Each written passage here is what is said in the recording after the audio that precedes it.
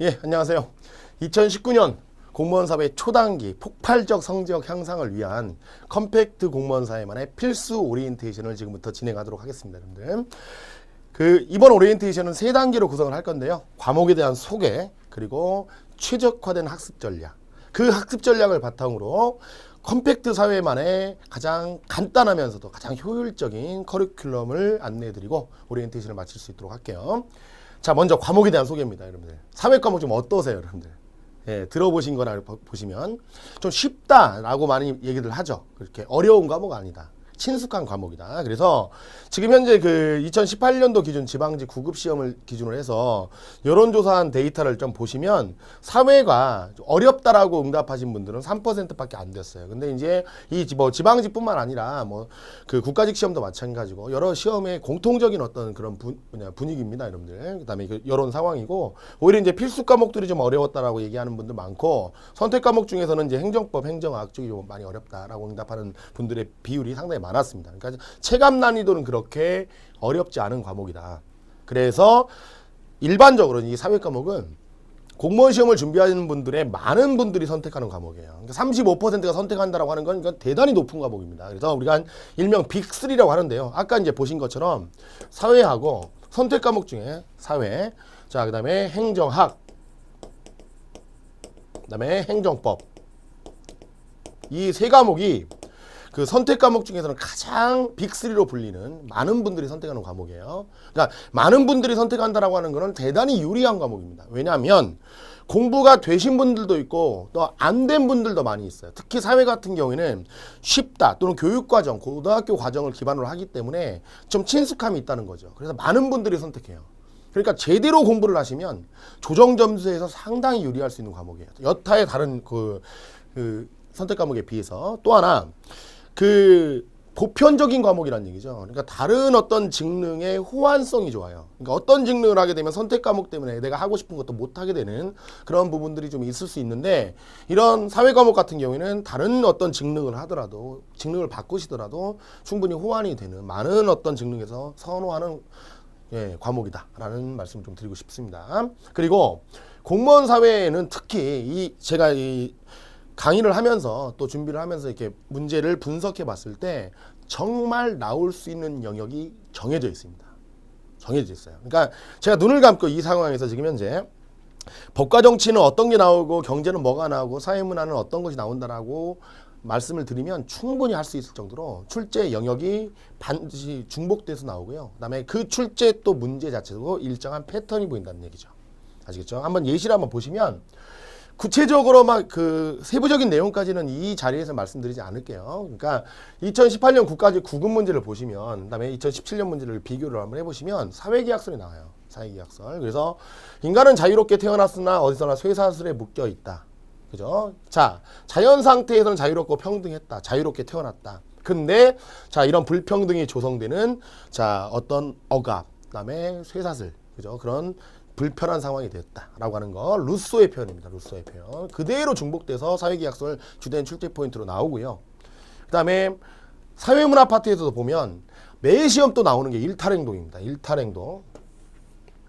일탈행동 설명하는 이론. 그래서 이거는 머튼의 아놈이고요. 그 다음에 차별적 교제 이론이고, 아시겠죠? 이런 것들 중복돼서 나오는 정해진 출제 포인트고요. 그 다음에 이제 경제 같은 경우도 지금 제가 예시를 할 때 고른 걸 오히려 좀 어려운 문제 쪽을 좀 골랐는데 비교우위에 관련된 부분이에요. 비교우위. 그래서 자, A국과 B국이 어떤 생산에 들어가는 노동자의 수, 그다음에 지금 2017년 문제 같은 경우에는 최대로 생산요소 양을 투여해서 생산할 수 있는 최대 생산량에 주어진 표를 주고, 갑국과 을국이 또는 A국, B국이 어떤 부분에 절대 우위, 비교 우위가 있는지, 아시겠죠? 그런 걸 판단해서 문제 선지 분석하는 형식으로 정해져 있다.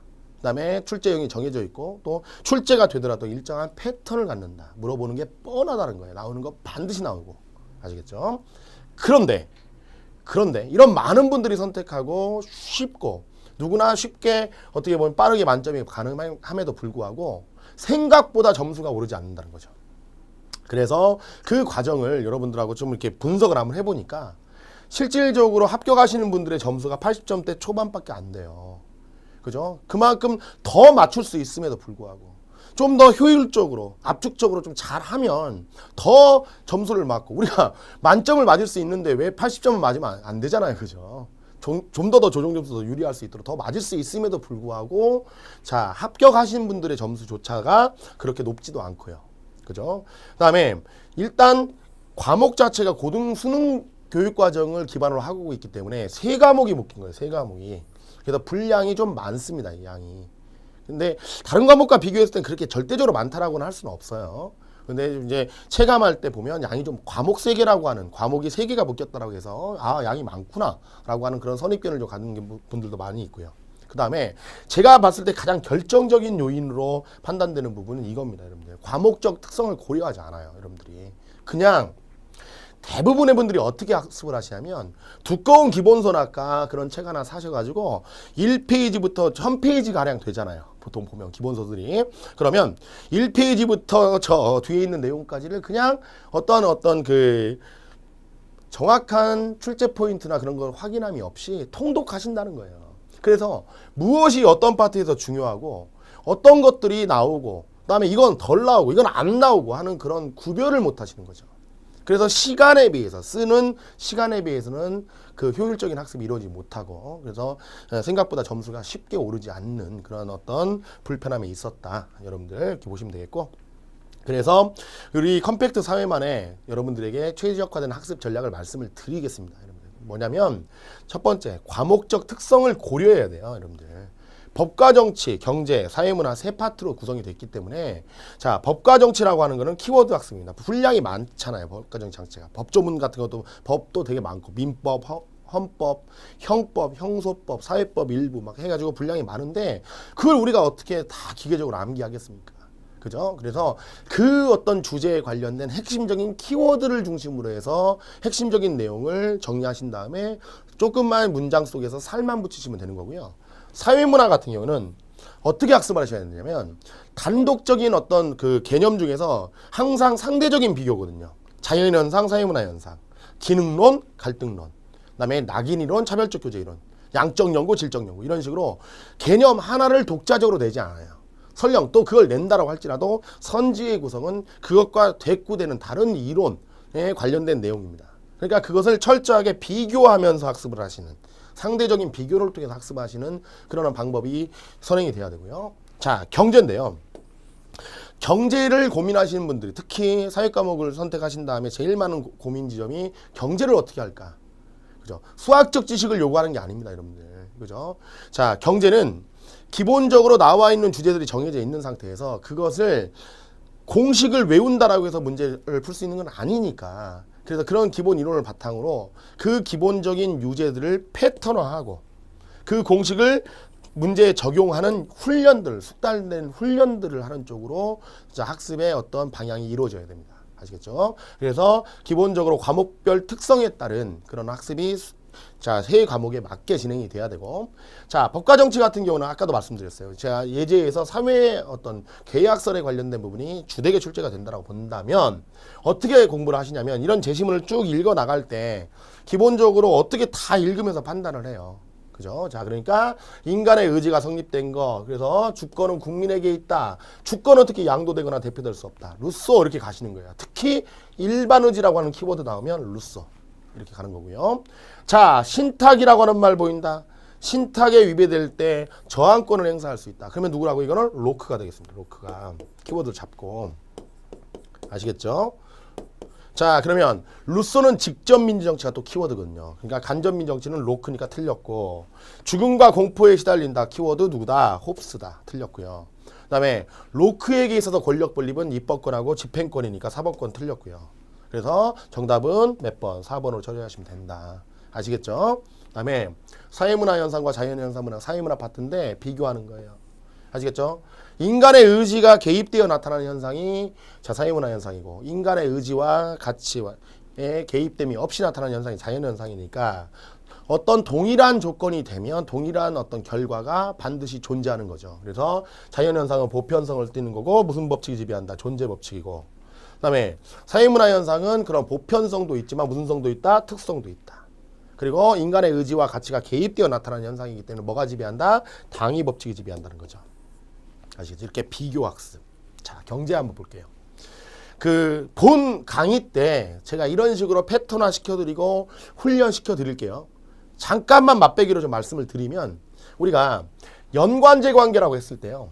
연관제 관계 A제, B제가 대체제냐 보완제냐 대신할 수 있는 재화냐 함께 소비를 하게 되면 효용을 극대화시키느냐는 보완제냐라고 하는 것을 판단하게끔 할 때 우리가 시험장에서 엄청난 긴장감과 함께 또 문제를 좀 빠르게 좀 시간도 부족하고요. 정확하게 풀어야 하는 그런 어떤 절박한 상황 속에서 생각의 거리들을 늘려나가면 늘려나갈수록 오답으로 향해 갈 가능성이 높습니다. 그래서 저는 특히 경제는 패턴화시키고 그 공식을 자 문제에 적용하는 그런 어떤 숙달된 훈련이 선행되어야 된다고 생각하고요.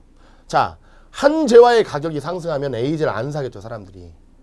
그러니까 옆에 다른 재화로 옮겨 탄다는 얘기예요. 그래서 다른 재화의 수요가 증가한다. 그래서 한 재화의 가격과 다른 재화의 수요 사이에서 같은 방향으로 움직인다. 대체제라고요.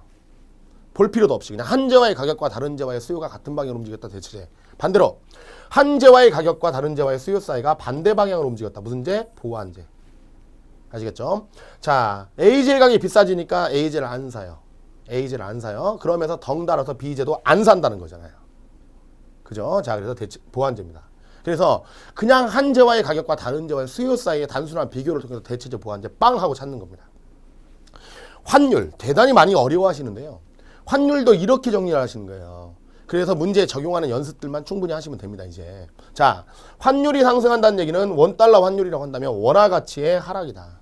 원달러 환율이 상승한다면 원화 가치 하락이다. 그러니까 원화 가치가 약하니까 자, 수출품이 싸진다. 그래서 수출이 유리해져요. 증가하고요. 수출품이 싸진다요. 그다음에 그 나라 원화의 가치가 약하니까 자, 부담들은 커진다. 그죠? 약하니까 학비를 송금해야 되는 달러로 송금해야 되는 학부모의 학비 송금 부담이 커진다. 이렇게 가시는 거예요. 그러면 반대적인 상황 제가 한번 가려 볼게요. 환율이 하락한다 뭐라고요? 그 나라 돈이 세진다. 세지면 비싸진다. 수출 안 돼. 세졌으니까 부담은 줄어드는 거예요. 수출은 안 되지만 부담은 줄어든다. 아시겠죠? 훈련시켜 드릴게요. 자, 이렇게 하셔서 좀 더 정확하고 빠르게 접근하는 자, 여러분들이 되시길 바랍니다.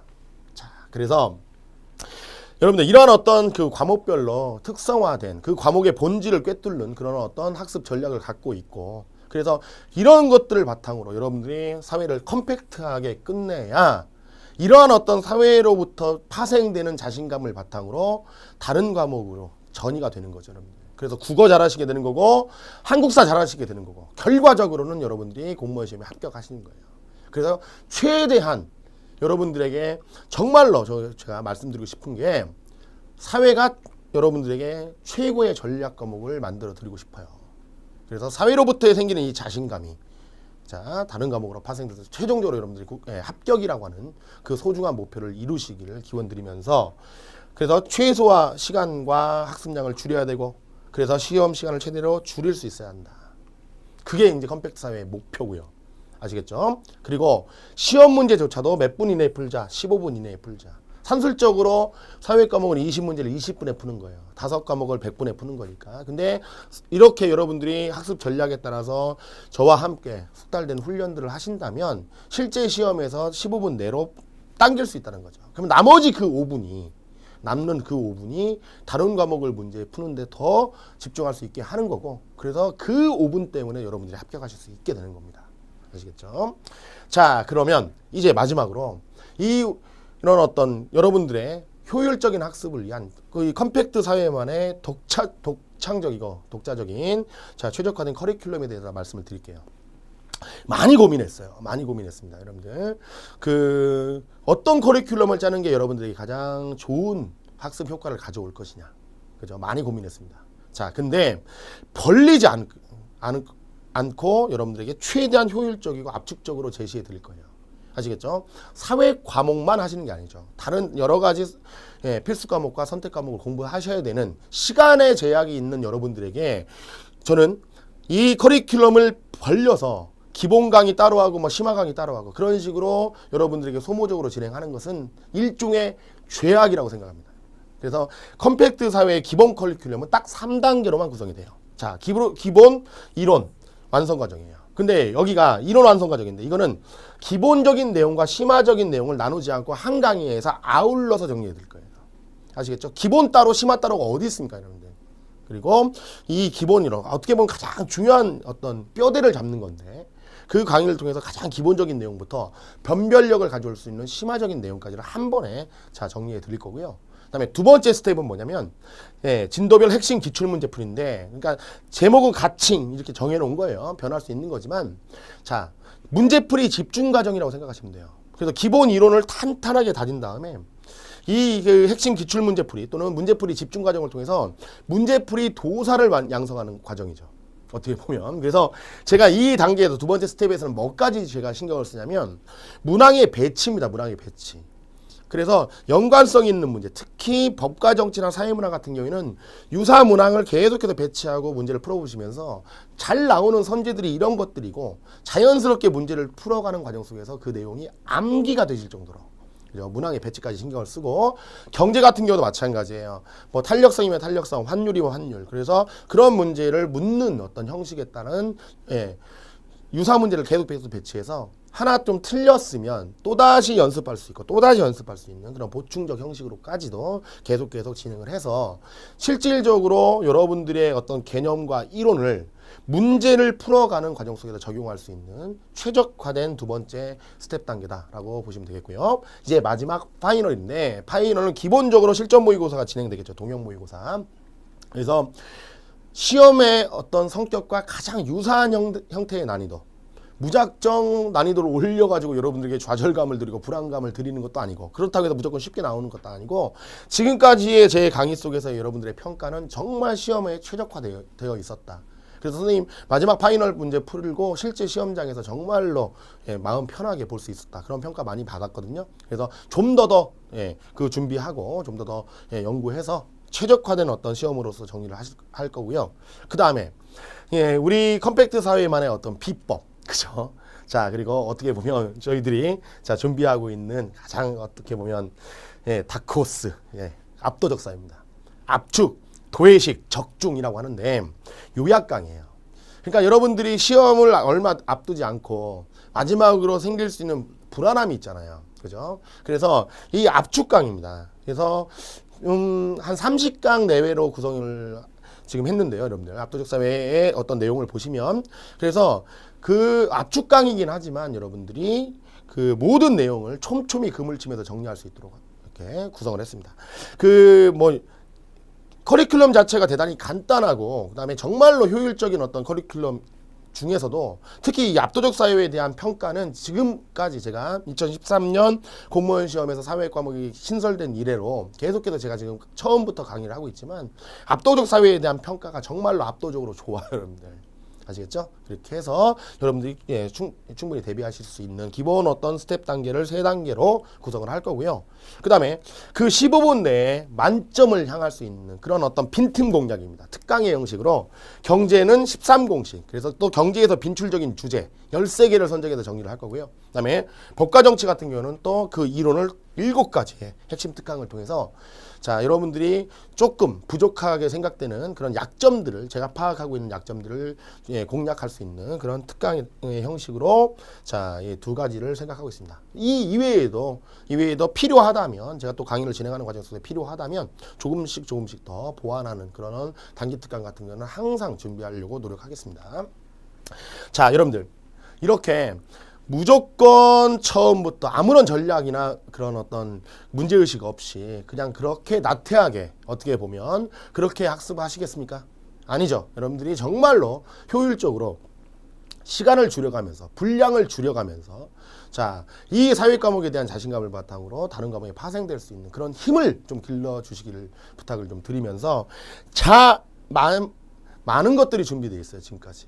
아시겠죠? 그래서 여러분들이 뭐 방황하지 마시고 그래서 이 컴팩트 공무원 사회와 함께 자, 잘 준비하셔서 여러분들이 생각하는 그런 소중한 꿈들이 자, 꼭 이루어지는 여러분들 되시길 바랍니다. 여러분들 하고 싶은 얘기 정말 많거든요. 정말로 여러분들에게 전달해드리고 싶은 얘기 많지만 제한된 시간 관계상 여기서 마무리하고요. 그런 내용들은 본 강의에서 여러분들에게 모두 다 쏟아내겠습니다. 열심히 준비하겠습니다. 여러분들 감사합니다.